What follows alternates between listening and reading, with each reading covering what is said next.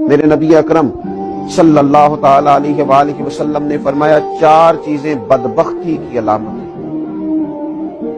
एक तो फरमाया कि आंखों का खुश्क हो जाना, कभी भी अल्लाह के खौफ से उनमें आंसुओं का न आना बदबख्ती की अलामत है। दूसरा, रसूलुल्लाह सल्लल्लाहु ताला अलैहि वसल्लम ने फरमाया दिल का सख्त हो जाना ये बदबख्ती की अलामत है, कि तेरे दिल में किसी के लिए दर्द ना हो, तेरा दिल किसी के लिए नरम ना हो, तेरी तबीयत में कभी किसी बंदे के लिए हमदर्दी पैदा ना हो, ये बदबख्ती की अलामत है।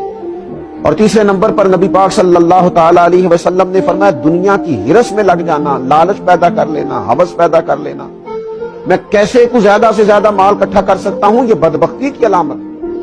ये देखिए ये किस तरह के रूहानी अमराज हैं जो बंदों को जकड़ लेते हैं और उनकी रूहानी जिंदगी को बर्बाद करते हैं। चौथे नंबर पर मेरे नबी पाक सल्लल्लाहु ताला अलैहि वसल्लम ने फरमाया लंबी उम्मीदें वाबस्ता करना।